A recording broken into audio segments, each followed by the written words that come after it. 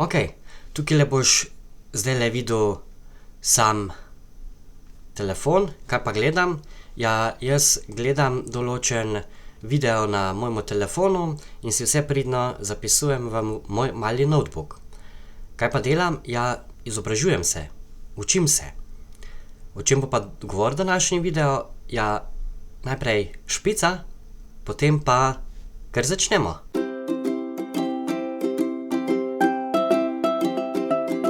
Pozdravljeni na kanalu Jecljam. Pri zadnjem videu sem dobil zelo dober namig, da mogoče pa bi bilo dobro, da na tem kanalu govorim tudi o ostalih temah, za katere sicer jaz menim, da bi bilo dobro o njih govoriti. Skratka, da ne govorim samo o jecljanju.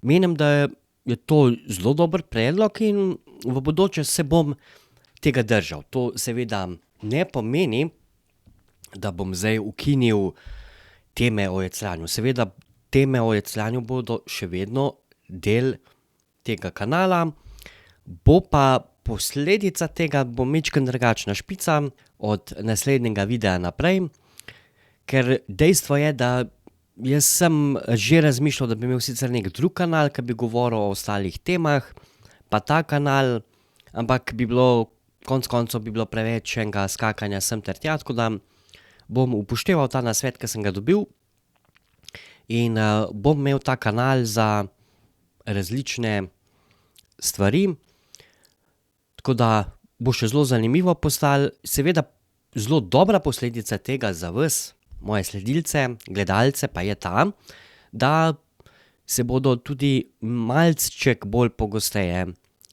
objavljali sami videi. To pa mislim, da je tako win-win situacija za vse. Dosti čitčetanja na začetku, torej o čem bom jaz sploh govoril danes. Mogoče ste nekateri že videli namig čisto na začetku videa, o čem bom jaz danes sploh govoril. No, danes bom govoril o vseživljenjskem učenju. Mislim, da je to pravi izraz. Torej, za kaj se gre? Gre se za to, da v kolikor mi želimo rasti, se moramo učiti celo življenje.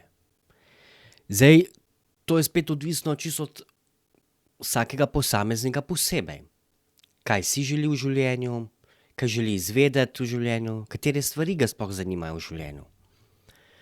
Kajti smo v tem nekem čudnem obdobju, pa tudi prihodnost je tako zelo negotova, da menim, da v kolikor bomo hoteli nekaj doseči v življenju, bomo mogli majčkeno več pokazati tudi v življenju.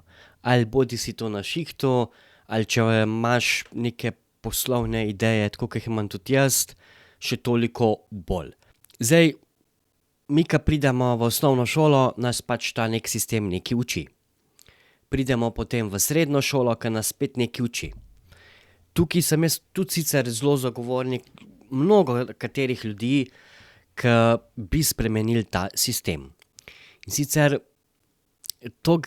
ta sistem, ki zdaj obstaja, je sistem, ki je verjetno že star, ne vem, 40, 50, ma več let po moje, to je že od samega začetka, ne vem, kdaj so se sploh začele prve šole, že ne.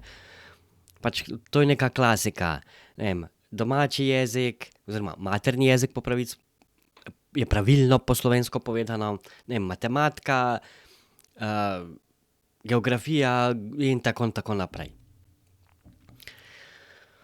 Zdaj, verjetno bi bilo ful boljše za razvoj otroka oziroma mladostnikov, potem ko si v srednji šoli, da bi te dejansko učili neke vrednote, oziroma znanja, ne vrednote, dejansko neka znanja, ki bi te učili, ki ti dejansko nekaj pomagajo v samem življenju. Zdaj, ne me narobe razumeti, pa tukaj jaz nisem šel preverjat, mislim, da Waldorfska šola ima neke koncepte na to varianto. Zdaj, če mislim narobe, me dajte prosim kar popraviti v komentarjih spodaj. Ker po moje, da neki miks, ful dober miks bi bil mogoče med obema sistemoma, oziroma saj še dosti podobnih šol, kakor je ta Waldorfska, ne. Pa nimam nič proti njej, da me ne boste narobe razumeli. gre se za to, da je mogoče dobro imeti seveda te neke osnove, ne, da znaš računati, da vsaj približno veš, ne vem, kje je Amerika in tako naprej. Pa da vsaj mogoče v osnovi veš, ne vem, kako rata štrom, pa tako, ali pa vsaj v tistem obdobju. Čeprav itak pol kasneje mi to večinoma vsi pozabimo, edino če res ne gremo na določene specifične srednje šole, univerze in tako naprej, službe, ki pač res preferirajo to neko znanje, ki smo ga sicer že zelo dobro usvojili v osnovni ali pa sploh srednji šoli. Ker bistvo je to, da bi nas dejansko mogli že v osnovnih šolah, ali pa mogoče v osnovnih še ne, sploh v srednjih šolah, ja, to bo bolj. V srednjih šolah bi nas dejansko že mogli učiti money management. Recimo priložnosti investiranja. Vse te stvari, ki bi nas pripravile na odraslost. To mislim, da v Ameriki tudi že skozi poudarjajo ta sistem, ampak Amerika ima itak neki svoj sistem učenja. Ke pri nas, recimo jaz bi to ful rad že takrat vedel kaj o money managementu, kakšne so možnosti zaposlitve in tako. Dejstvo je seveda, da se stvari spreminjajo, da v letih, ke sem bil jaz mlad, ke si bila ti mlada ali pa mlad, je bilo teh socialnih omrežij bore malo ali pa sploh ne. Takrat je bil, ne vem, kaj je bil, MySpace? Se ga kdo še spomni? Recimo take podobne variante. YouTube, takrat še sploh obstajal ni in podobne stvari. Je pa, bi bilo v redu, da so te institucije, ke nas učijo, da so v koraku s časom, ne. Tukaj je ta glavni problem, ker te institucije, ke odločajo o tem, kakšni učni sistemi so, niso v koraku s časom, ne. Ke za moje pojme bi bilo zdajle že konec osnovne šole, recimo 8. klas, oziroma 9. razred je zdaj, ja, ali pa sploh v srednji šoli, da bi bil en predmet socialna omrežja. Mislim, tukaj bi se dalo ful naučiti ljudi, že sprvo o nevarnostih socialnih omrežij. Tudi konec koncev, da greš čez cel spekter, od same nevarnosti, kaj je dobro gor govoriti, kaj sicer ni tako dobro govoriti, pa konec koncev možnosti nekega zaslužka. Obenem bi pa tudi bil vsaj kakšen predmet na to temo, recimo, ne. Na neki poslovni svet, da, glej, nikoli ne veš, mogoče pa kakšnega, ke že takrat celo razmišlja o tem, da bi ga malo naprej potisnili na to. Je pa konec koncev tudi zelo dobro se učiti celo življenje že zaradi nas samih. Pa tukaj ne govorim zdaj to, če imaš poslovne ideje in tako naprej. To jaz zdaj govorim čisto tako, da pač imaš šiht, imaš neko življenje povprečno, kako bi temu rekel, ampak jaz sem opazil to pri svoji teti, pa še pri komu drugemu, sploh starejši osebi, da sploh na starejša leta oziroma v starejšem obdobju je res ful dobro, ampak res ful dobro, v kolikor treniramo naše možgančke. In to je zelo dobro, da v bistvu si nekako izbereš svoj hobi, pa ta hobi furaš do te stopnje nekako, da se dejansko naučiš vsaj nekih osnov tega svojega hobija, da si dober v tem, ne. Ali pa konec koncev tudi, če ne znaš kaj.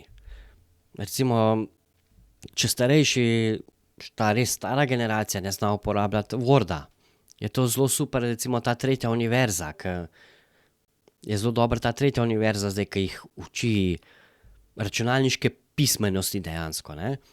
In to je ful dobro za možgančke. In na to mi dostikrat res vsi pozabljamo. Da je zelo, zelo dobro se učiti celo življenje, je pa res, da seveda, ko to delamo, ko smo mi starejši, nimamo nekega pritiska, ne. Ampak možgani nam bojo zelo veseli, pa seveda posledično bomo mi bili toliko bolj veseli. Zakaj? Zaradi tega, ker nam bo ta cel miselni proces tudi na stara leta delal.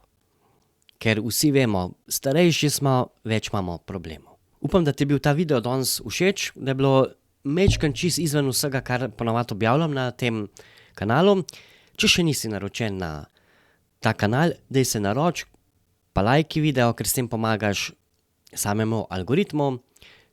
Tukajle ali pa tukajle, saj nikoli ne vem, pa vidiš, kje sem dosegljiv na ostalih socialnih omrežjih.